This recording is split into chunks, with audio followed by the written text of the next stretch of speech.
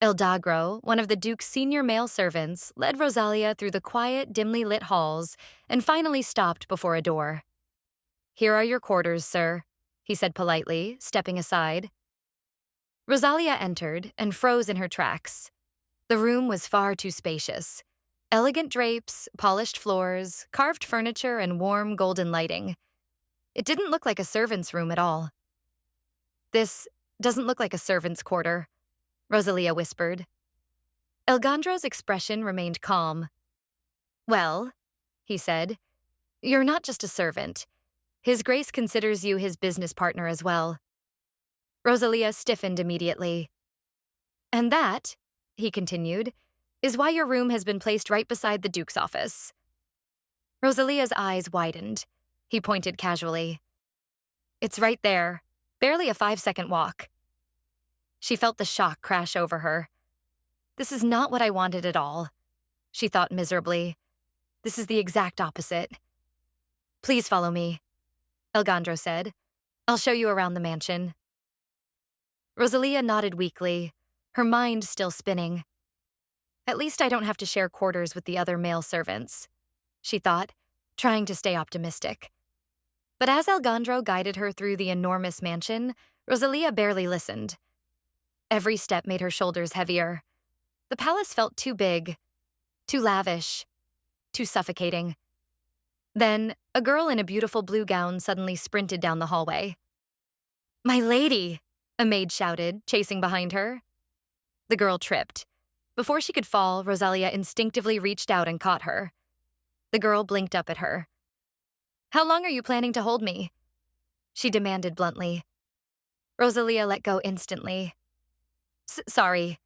The girl tilted her head. "I haven't seen you around here before." Another maid arrived, panting. "Oh, my lady." "My lady?" Roselia thought. "Is she royalty? Or the Duke's sister?" The girl's expression brightened.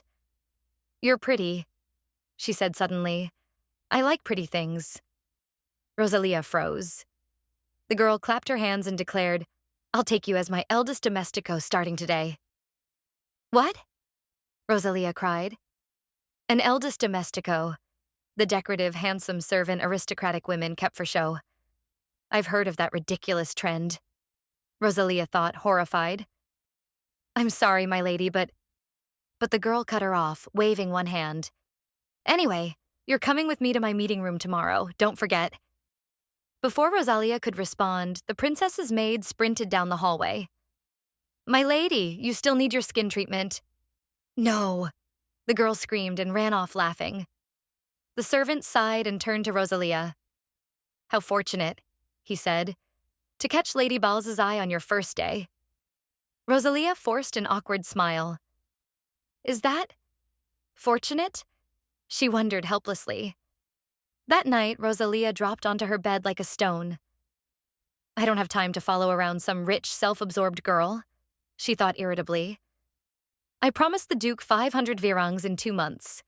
He'll eat me alive if I fail." She glanced toward the door. "Where is El Genro?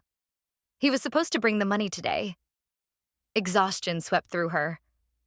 "I just need to rest." It was her first night in the Duke's mansion, and everything already felt too much. Assuming no one would visit at such an hour, she loosened the bindings around her chest. Instant relief washed through her. "Ah," she whispered. "These things are torture." She lay back, finally able to breathe.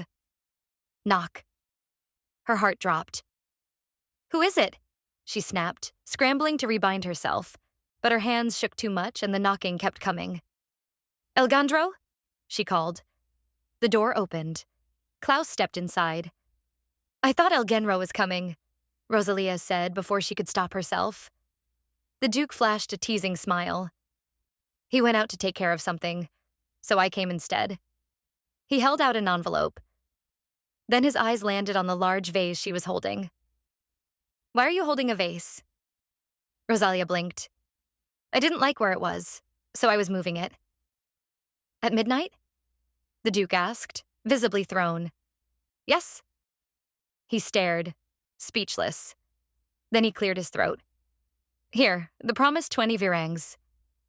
My hands are busy, Roselia said quickly. Please place it somewhere. I haven't decided where to put it yet. The Duke sighed deeply. Then what do you want me to do? She pointed at the vase. Just put it in there. He hesitated, then obeyed. And with that, Roselia's first day at the Duke's mansion ended. Her dignity barely intact, her sanity hanging by a thread, and her disguise dangerously close to falling apart.